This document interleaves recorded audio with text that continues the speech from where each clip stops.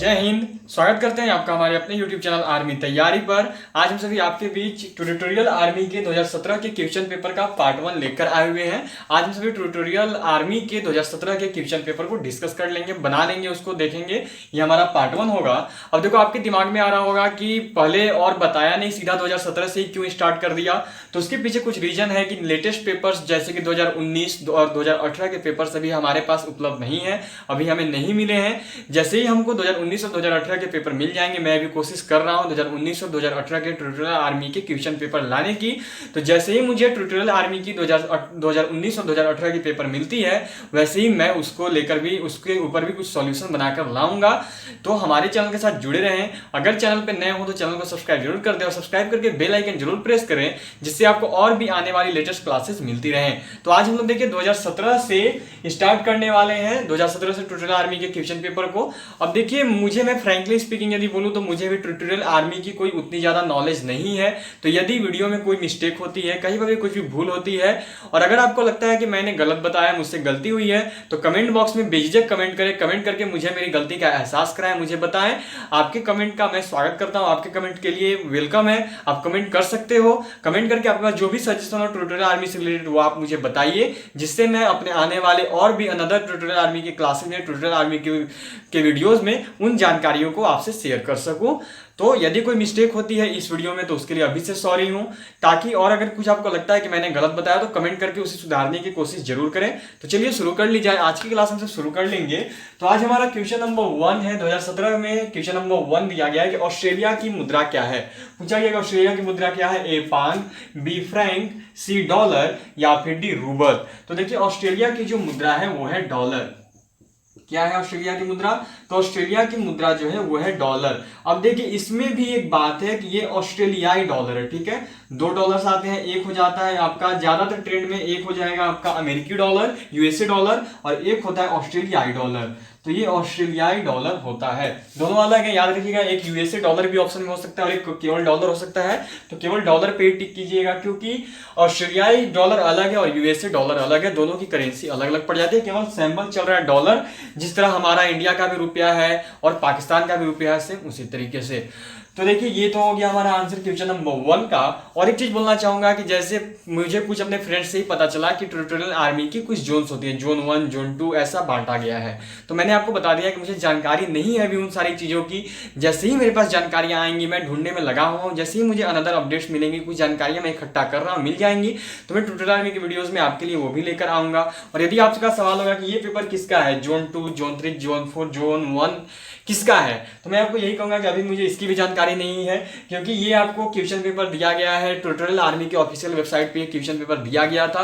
अब ये किस जोन का है उसके क्लैरिफिकेशन में थोड़ा सा समय लग जाएगा। जैसे ही क्लैरिफिकेशन होगी तो मेरी जो next previous year tutorial army की क्लासेज होगी, उसको मैं आपका जोन के साथ लेकर आऊंगा कि ये जोन 1 का है, ये जोन 2, ये जोन 3, ये जोन 4, ये सब मैं आपको बताऊंगा। तो आज शुरू कर लेते हैं। और कोई अपडेट हो तो आप मुझे दे सकते हो। तो चलिए, क्वेश्चन नंबर 1 कंप्लीट हो चुका है। अब हम सब क्वेश्चन नंबर 2 देख लेंगे।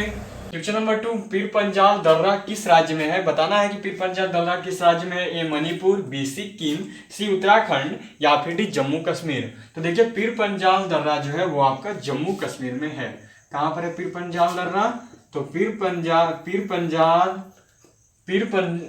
पंजाल दर्रा जम्मू कश्मीर में है। चलिए, हम सभी क्वेश्चन नंबर 3 कर लेंगे। क्वेश्चन नंबर 3, 3 नंबर सवाल दिया गया, निम्न में से दुनिया की सबसे लंबी नदी कौन सी है? Option number A Nile, B Brahmaputra, C Amazon और डी गंगा। तो देखिए, दुनिया की जो सबसे लंबी नदी है वो है नील। ऑप्शन नंबर ए नील। चलिए, हम सभी क्वेश्चन नंबर 4, 4 नंबर सवाल कर लेंगे। 4 नंबर सवाल दिया गया, निम्न में से सबसे अधिक कॉफी उत्पादक देश है। बताना है कि सबसे ज्यादा कॉफी उत्पादक करने वाला देश कौन सा है। A Argentina, B Bharat, C Brazil या फिर डी चीन। तो देखिए, विश्व में सबसे ज्यादा कॉफी उत्पादन करने वाला देश ब्राजील है। विश्व में सबसे ज्यादा कॉफी उत्पादन करने वाला देश कौन सा है? तो वो ब्राजील है। चलिए, हम सभी क्वेश्चन नंबर 5, 5 नंबर सवाल देख लेते हैं। 5 नंबर सवाल दिया गया, कौन से वर्ष में भारत ने गोवा को पुर्तगालियों से आजाद करवाया? बताना है कि किस वर्ष में भारत ने गोवा को पुर्तगालियों से आजाद करवाया था। ऑप्शन नंबर ए 1948, बी 1960, सी 1961 या फिर डी 1965। तो देखिए, भारत ने गोवा को पुर्तगालियों से मुक्त करवाया था ऑप्शन नंबर सी 1961 में।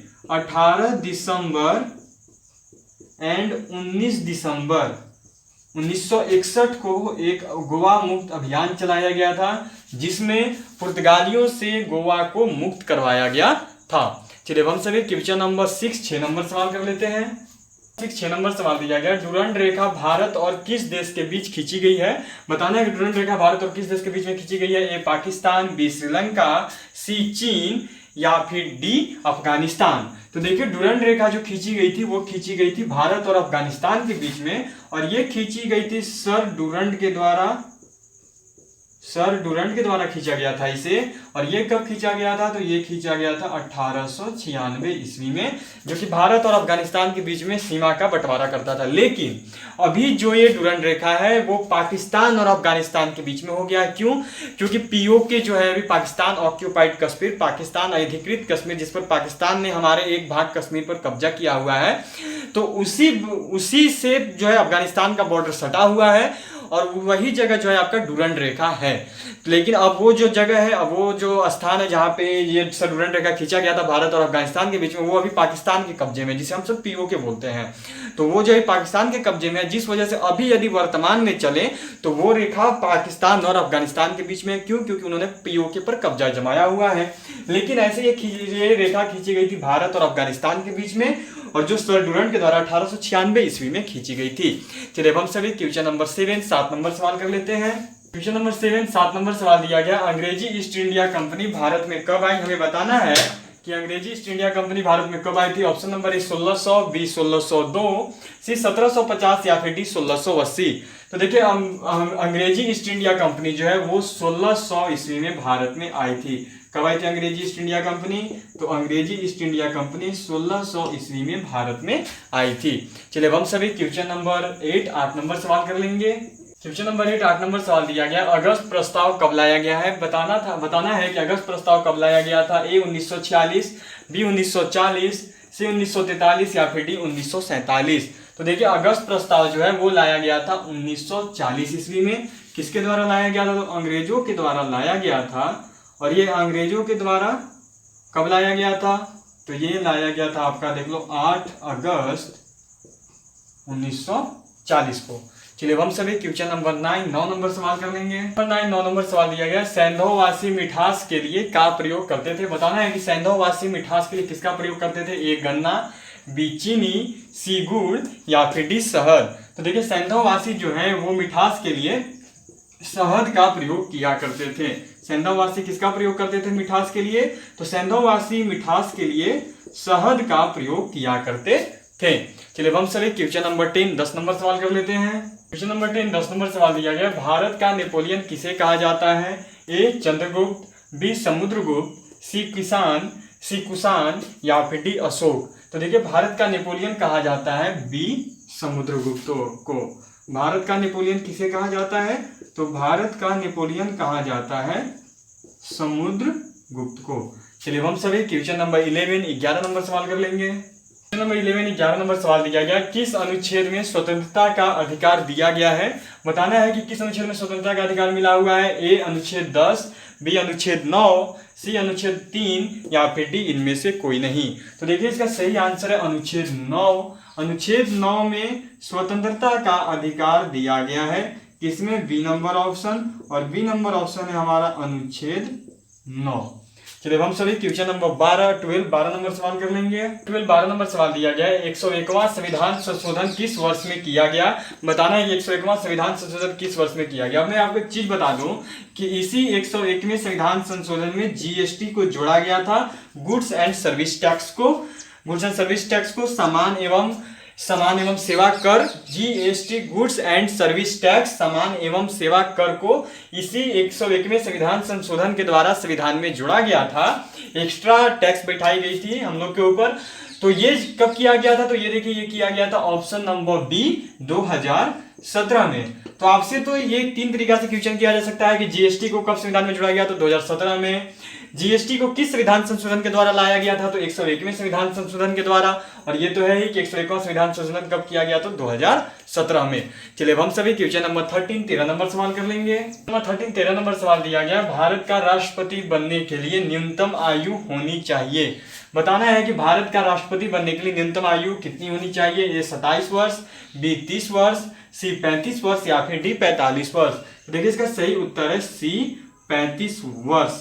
अब देखिए चाहे आप राष्ट्रपति की ले लो या उपराष्ट्रपति की, दोनों की आयु सेम ही होनी चाहिए। कितनी? तो 35 वर्ष। ठीक है, राष्ट्रपति की बात करें या फिर उपराष्ट्रपति की बात करें, दोनों की न्यूनतम आयु जो है वो 35 वर्ष होनी चाहिए। चलिए हम सभी क्वेश्चन नंबर 14 14 नंबर सवाल कर लेते हैं। क्वेश्चन नंबर 14 14 नंबर सवाल दिया गया है, खो खो में एक पक्ष के खिलाड़ियों की संख्या कितनी होती है? बताना है कि एक पक्ष में, हर पक्ष में कितने खिलाड़ी होते हैं? ए 11, बी 14, सी 9 या फिर डी 6। तो देखिए जो हमारा सही आंसर है वो है 9। खो खो में एक पक्ष के खिलाड़ियों की संख्या अधिकतम 9 होती है। चलिए हम सभी क्वेश्चन नंबर 15 15 नंबर सवाल देख लेंगे। क्वेश्चन नंबर 15 15 नंबर सवाल दिया गया, रासलीला किस राज्य का लोक नृत्य है? बताना है कि रासलीला किस राज्य का लोक नृत्य है? ए असम, बी झारखंड, सी पंजाब या फिर डी उत्तर प्रदेश। तो देखिए रासलीला जो है वो उत्तर प्रदेश की लोक नृत्य है। किस राज्य की लोक नृत्य है रासलीला? तो रासलीला लोक नृत्य है उत्तर प्रदेश राज्य की। चलिए हम सभी क्वेश्चन नंबर 16 16 नंबर सवाल देख लेते हैं। क्वेश्चन नंबर 16 16 नंबर सवाल दिया गया है, को पादप कोशिका का रसोई कहते हैं। बताना है कि निम्न में से किसको पादप कोशिका का रसोई बोला जाता है? ए लवक, बी हरित लवक, सी आरएनए और डी अमीनो। तो देखिए सही आंसर है हरित लवक। हरित लवक को पादप कोशिका का रसोई बोला जाता है, बी नंबर ऑप्शन। और वो क्या है? तो वो दिया हुआ है आपका, देख लो, हरित लवक। चलिए हम सभी क्वेश्चन नंबर 18 18 नंबर सवाल कर लेंगे। 17 17 नंबर सवाल दिया गया, निम्न में से किसमें एथेनोइक एसिड एथेनोइक अम्ल होता है? ए नींबू का रस, बी संतरे का रस, सी सफेद सिरका या फिर डी टमाटर केचप। तो देखिए इसका सही उत्तर है सफेद सिरका। सफेद सिरके में एथेनोइक अम्ल पाया जाता है। किसमें? तो सफेद सिरका में। चलिए अब हम सभी क्वेश्चन नंबर 18 18 नंबर सवाल देख लेंगे। क्वेश्चन नंबर 18 18 नंबर सवाल दिया गया, निम्न में से एथेनॉल किसमें पाया जाता है? बताना है कि निम्न में से एथेनॉल किसमें मिलता है? ए चावल में, बी सूरजमुखी में, सी गन्ना में या फिर डी पेट्रोल में। तो देखिए एथेनॉल जो है वो पाया जाता है आपका गन्ना में। किसमें एथेनॉल पाया जाता है? तो एथेनॉल पाया जाता है गन्ना में। चलिए हम सभी क्वेश्चन नंबर 19 19 नंबर सवाल देख लेंगे। 19 नंबर सवाल दिया गया, शीशा एक है, ए शुद्ध ठोस पदार्थ है, बी अति शीतल द्रव है, सी बहुलक है या फिर डी जेल है। तो देखिए शीशा एक अति शीतल द्रव है, ऑप्शन नंबर बी। चलिए हम सभी क्वेश्चन नंबर 20 20 नंबर सवाल कर लेंगे। 20 20 नंबर सवाल दिया गया, CO2 के अलावा अन्य ग्रीन हाउस गैस है। CO2 मतलब कार्बन डाइऑक्साइड हो गया, option number A CH4 methane, B N2 nitrogen, CAR argon और डी O2 ऑक्सीजन। तो देखिए CO2 के अलावा यहाँ पर जो ग्रीन हाउस गैस है वो है आपका CH4 मतलब कि मीथेन। कौन सा गैस है उसके अलावा? तो ए नंबर ऑप्शन CH4, और जिसको ऐसे मीथेन भी हम सब बोलते हैं। चलिए हम सभी क्वेश्चन नंबर 21 21 नंबर सवाल कर लेंगे। 21 21 नंबर सवाल दिया गया, निम्न में से कौन विद्युत का चालक है? ए रबड़, बी शुद्ध जल, सी लवण जल या फिर डी बेंजीन। तो देखिए यहाँ पर जो विद्युत का चालक है वो है आपका लवण जल। कौन है यहाँ पे विद्युत का चालक? सुचालक बोल सकते हो, तो वो है आपका लवण जल। चलिए हम सभी क्वेश्चन नंबर 22 22 नंबर सवाल देख लेंगे। नंबर 22 22 नंबर सवाल दिया गया, हाइड्रोजन को जलाने पर क्या बनेगा? Option number A oxygen, B राख, सी मिट्टी या फिर डी जल। तो देखिए ऑक्सीजन को जलाने पर जो है आपका जल मतलब कि पानी बनेगा। ऑक्सीजन को जलाने पर क्या बनेगा? तो डी नंबर ऑप्शन, और वो क्या है? तो वो है पानी, या फिर इसी को लिख सकते हैं जल बनेगा। चलिए हम सभी क्वेश्चन नंबर 23 23 नंबर सवाल देख लेंगे। 23 नंबर सवाल दिया गया, प्रकृति में पानी का सबसे शुद्ध रूप क्या है? बताना है कि इस प्रकृति में, इस नेचर में सबसे शुद्ध रूप पानी का क्या है? ए वर्षा का जल, बी झील का जल, सी नदी का जल या फिर डी समुद्र का जल। तो देखिए इसका सही उत्तर है ऑप्शन नंबर ए वर्षा का जल। प्रकृति में पानी का जो सबसे शुद्ध रूप है वो है आपका वर्षा का जल, ये हो गया। लेकिन ये मात्र लिखने के लिए है, अब ये नहीं कि बरसे तो आपसे पीने लगो। उसका कारण ये है कि हमारे वायुमंडल में जब पानी बरसती है तो जब हमारे वायुमंडल से होकर नीचे आती है तो काफी ज्यादा धूल कण होते हैं, काफी ज्यादा अलग अलग प्रकार की गैसें होती हैं, जिस वजह से वो पानी बिल्कुल ही दूषित हो जाता है। तो ऐसा नहीं कि पानी से शुद्ध रूप में जान लिया वर्षा का जल उसको पीने लगे, ऐसा बिल्कुल भी ना करें। ये लिखने के लिए मात्र है। अगर वायुमंडल से ऊपर जाकर पानी को कैद कर लिया तो बहुत अच्छी बात है, लेकिन जैसे जैसे हमारे सरफेस पे आती है वायुमंडल से होते हुए वैसे वैसे वो जो है पानी दूषित होती जाती है गैसों की वजह से, धूलकण की वजह से। तो चलिए अब हम सभी क्वेश्चन नंबर 24 24 नंबर सवाल कर लेंगे। 24 24 नंबर सवाल दिया गया, इलेक्ट्रॉन की खोज ने की थी। बताना है कि इलेक्ट्रॉन की खोज किसने की थी। Option number A Thomson, B Pascal, C Newton या फिर डी जेम्स वाट। तो देखिए इलेक्ट्रॉन की खोज जो है जे थॉमसन ने की थी। किन्होंने की थी? तो इलेक्ट्रॉन की खोज जो है थॉमसन ने की थी, ऑप्शन नंबर ए। चलिए अब हम सभी आज का लास्ट क्वेश्चन नंबर 25 25 नंबर सवाल देख लेंगे। क्वेश्चन नंबर 25 25 नंबर सवाल दिया गया, कैमरे में किस लेंस का प्रयोग किया जाता है। ए उत्तल लेंस, बी अवतल लेंस, सी द्विफोक्सी लेंस और डी वर्तुलाकार लेंस। तो कैमरे में जो है वो आपका उत्तल लेंस का प्रयोग किया जाता है। किस लेंस का प्रयोग किया जाता है? तो कैमरे में ए नंबर ऑप्शन उत्तल लेंस का प्रयोग किया जाता है। चलिए इसी के साथ हमारा पार्ट 1 कंप्लीट हो चुका है ट्यूटोरियल आर्मी के 2017 के क्वेश्चन पेपर का। अब नेक्स्ट आपसे मुलाकात होगी नेक्स्ट क्लास में ट्यूटोरियल आर्मी के पार्ट 2 के क्वेश्चन पेपर के साथ। तो अभी के लिए इतना ही, फिर मिलेंगे आपसे। तब तक हमारे अनदर वीडियोस देखते रहें, क्लासेज अटेंड करते रहें। और यदि वीडियो पसंद आए तो वीडियो को लाइक जरूर कर दें, चैनल को सब्सक्राइब करें और बेल आइकन जरूर प्रेस करें। तो अभी के लिए इतना ही। जय हिंद, जय भारत।